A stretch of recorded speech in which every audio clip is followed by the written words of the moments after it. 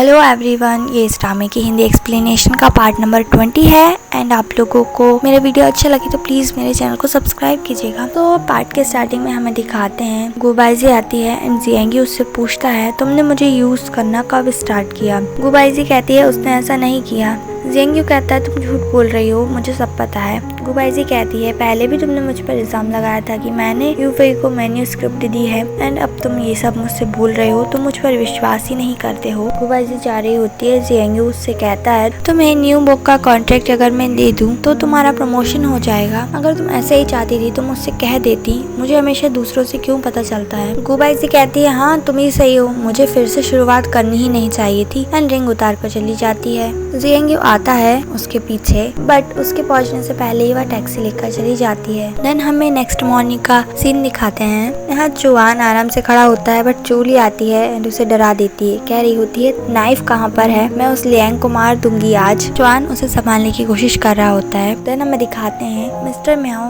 Mister Liang को buttering कर रहे होते हैं। आपने ही डायरेक्टर यांग से बात की थी एंड चूली को अभी आने से रोक लिया। इसी बात से चूली नाराज होती है। चुआन उसका ऐसा रूप देख के डर रहा होता है। यहाँ जियांगी को दिखाते हैं जो कि रिंग लेकर बैठा होता है, सोच रहा होता है गुबाइजी के बारे में। यहाँ गुबाइजी को दिखाते हैं जो कि उसके बॉस से बोल रही होती है तुमने ही जियांगी से कहा था ना वो सब। गुबाइजी उससे कहती है कि मेरे मामलों में दखल मत दिया करो। यहाँ एनशेंग को दिखाते हैं जो कि चूली के घर आई थी। एनशेंग चूली को बताती है अगर मिस्टर लियांग टांग नहीं अड़ाते तो तुम वापस आ जाती, पर चिंता मत करो, राइटर इन चीफ ने डायरेक्टर यांग से बात की है। एनशेंग उसे बताती है चूली को न्यू राइटर कॉलम का इंचार्ज बना दिया है। इसमें उसे अच्छे राइटर्स को ढूंढना होगा जिन्होंने कल्चरल फेस्टिवल में लास्ट टाइम पार्ट लिया था। इसके बाद तुम वापस आ जाओगी। चूली अपने काम पर लग जाती है। यहाँ गुबाइजी को दिखाते हैं जिसके पीछे जियांगी आ रहा होता है बात करने के लिए, बट वो उसे इग्नोर कर देती है। उसे यूफी की कार दिखती है एंड वो उसमें निकल जाती है बैठकर। जिस राइटर को चूली ने सेलेक्ट किया था उसका प्रोफाइल देख रही होती है। चूली बोल रही होती है ये अकाउंट किसी लड़की का है, बट चुआन कहता है अगर ये किसी लड़की का हुआ तो। नेक्स्ट डे हमें इन्हें बुक स्टोर पर दिखाते हैं। चूली कह रही होती है क्या तुम डर रहे हो कि वो राइटर कोई हैंडसम से लड़का निकलेगा। चुआन कहता है बिल्कुल नहीं, वो जरूर मेरा फैन होगा कोई।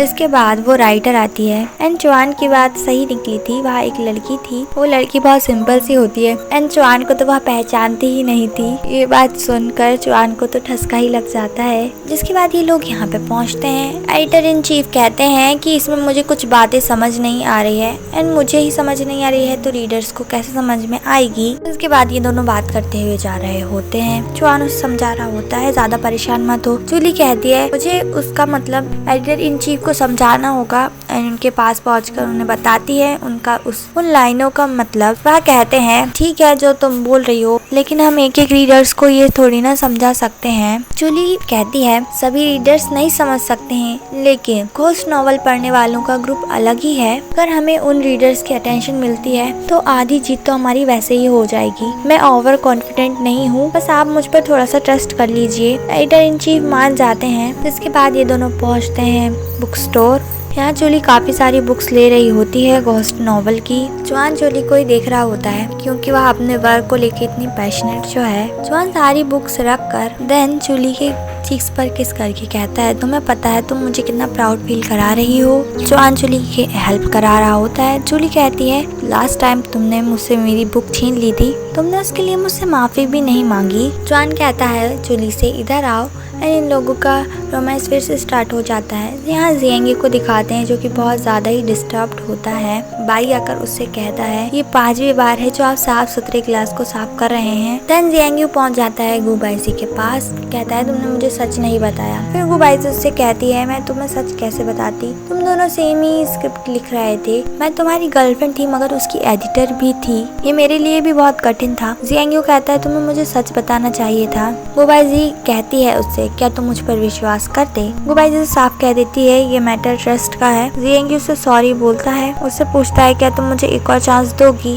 गुबाइजी कहती है नहीं, वह थक गई है। यहाँ जूली चुआन से आउटफिट सेलेक्ट करवा रही होती है उसके लिए। उसके पास मॉम का कॉल आता है, बट मॉम के कॉल से उसके डैड ने कॉल किया था, जो कि उससे कह रहे होते हैं तुम मेरा फोन क्यों नहीं उठा रहे थे? अगर मैंने तुम्हें मोरार से मिलने भेजा तो तुम मुझे सच में शर्मिंदा करोगे। जूली चुआन से कहती है तुम क्यों नहीं जा रहे हो? चुआन कहता है तुमने सुना तो उन्हें एम्बेरसमेंट होगी, किसे चाहिए उनकी रिकमेंडेशन? जूली कहती है तुम रिज्यूमे तो भेजो। चुआन मना कर देता है, मैं पार्टिसिपेट नहीं करूंगा। चुआन ऐसे तो मानने वाला था नहीं। जूली कहती है ठीक है, तुम्हारे डैड जियांग्यू को भी तो रिकमेंड कर सकते हैं, मैं जियांग्यू की भी एडिटर हूँ, उन्हें कॉल करती हूँ। चुआन कहता है, चुआन उसे रोक के कहता है तुम उसकी एक बुक की एडिटर हो, मैं तुम्हारा current boyfriend and future husband भी। जूली कहती है क्या बोल रहे हो तुम? चुआन कहता है तुम चाहती हो मैं प्रूव करूं? जूली कहती है छोड़ो, टॉपिक चेंज मत करो। चुआन मना कर देता है, वह नहीं जाएगा। जूली कुछ सोचकर उसका फोन उठाती है। चुआन पूछता है तुम क्या कर रहे हो? जूली कहती है मैंने तुम्हारी डिटेल्स निकाली एंड वो नार को सेंड कर दी। चुआन कहता है तुम्हें कोई राइट नहीं, मैं इस फैसले के खिलाफ हूँ। जूली कहती है एज एन एडिटर मैं जानती हूँ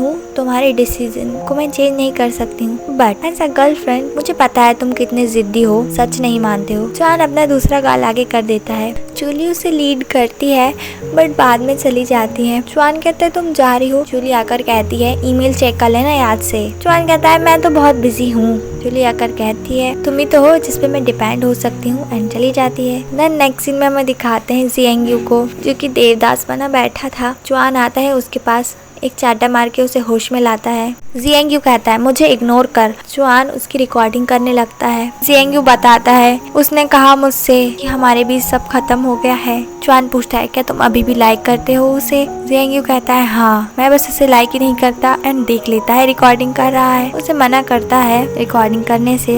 चुआन कहता है तुझे उसे वापस लाने की कोशिश करनी चाहिए, तुझे पता है मोनार यहाँ आ रहा है, उसे एक यंग राइटर चाहिए है। गुबाइजी की कंपनी के पास ऐसे कोई राइटर नहीं है, एंड शायद वह इसी बात से फ्रस्ट्रेटेड भी होगी। तेरे पास अपॉर्चुनिटी है, तू सोच ले, बताकर चला जाता है। यहाँ जूली को दिखाते हैं जो कि वर्क पर वापस आ गई थी। चुआन जूली के सामने तो बड़ा बन रहा था, बट ध्यान उसका पूरा फोन पे ही होता है कि कब मेल आ जाए। काफी समय बाद उसका मेल आता है। चुआन खुश हो जाता है देखकर, बट जैसे ही जूली दौड़कर आती है ऐसा प्रिटेंड करने लगता है जैसे इतना कुछ हुआ नहीं है। नॉर्मली बताता है उसे। जूली खुश हो जाती है, तुम बेस्ट हो, पक्का तुम मेरी ही बॉय हो, कहकर चली जाती है। एंड चुआन वैसा ही रह जाता है, उसे तो कभी मौका ही नहीं देती। यहाँ गुबाइजी कह रही होती है अगर हमारी मीटिंग मोनार के साथ हो भी गई, हमारे राइटर्स इतने क्वालिफाइड नहीं है जो उसे पसंद आएंगे, इससे कोई मतलब नहीं होता। वह कहता है हमारे लीडर को तुम्हें एक्सप्लेन करना, चला जाता है। देन जियांग्यू आता है गुबाइजी के पास, उसे इनविटेशन दिखाते हुए कहता है क्या तुम मेरे साथ चलना चाहोगी? जूली चुआन से कहती है सारी चीजें पढ़ लेना अच्छे से मोनार के बारे में। वह कहता है मैंने सब कुछ याद कर लिया है। जूली उससे एक क्वेश्चन पूछती है, उससे नहीं बनता, वह देखने लगता है। देन बाद में कहता है देखो ये सब चीजें तुम मुझ पर छोड़ दो, तुम तो बस इस बात पर ध्यान दो, हम दोनों एक ट्रिप पर जा रहे हैं। जूली कहती है ट्रिप से आने के बाद हमारा ब्रेकअप तो नहीं हो जाएगा ना? चुआन कहता है अरे ऐसा कुछ नहीं होगा। जूली कहती है लगेज कौन उठाएगा? चुआन कहता है मैं। वह पूछती है कितने रूम्स बुक होंगे? चुआन कहता है 2।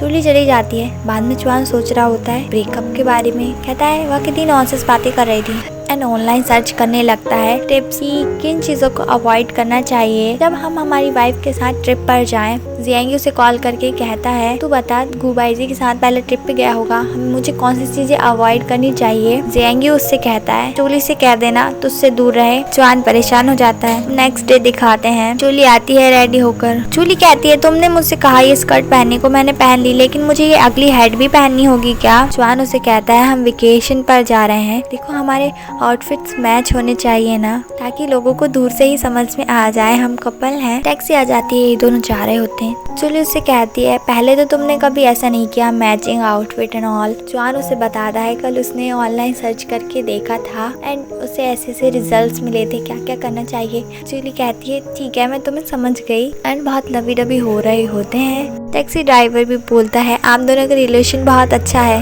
यहाँ इन दोनों को दिखाते हैं जो कि चुपचाप जा रहे होते हैं। होटल पहुँचने पर जियांग्यू को रूम की दी जाती है। गुबाइजी कहती है एक ही रूम, तुमने बुक नहीं किया था। जियांग्यू कहता है उसे पता ही नहीं था तुम आ रही हो कि नहीं, वैसे मैंने रास्ते में बुक किया था, देख रहा होता है। बताता है रूम ही नहीं मिला। गुबाइजी कहती है उसे एक रूम चाहिए बट एक भी रूम अवेलेबल नहीं होता। जवान अपने की कार्ड्स लेता है उनसे। गुबाइजी उसके पास 2 की कार्ड्स देकर एक छीन लेती है। कहती है मैं तुम्हें डबल पे करूंगी, इट्स एन इमरजेंसी। जवान उसे वापस मांगता है कार्ड। जियांग्यू चोली से कहता है तुम मेरा कार्ड ले लो, मैं जवान के साथ रह लूंगा। जवान कहता है नहीं, मैं तुम्हारे पास नहीं सोऊंगा। जवान जियांग्यू को अपना कार्ड दे देता है। कहता है मैं अपनी गर्लफ्रेंड के साथ रह लूंगा। गुबाइजी हैप्पी होकर चली जाती है। जूली जवान को देख रही होती है। जवान कहता है वो तो चली गई। ये लोग रूम में पहुंचते हैं। जूली कहती है यहाँ एक ही बेड है। जवान कहता है मैं सोफे पे सोऊंगा।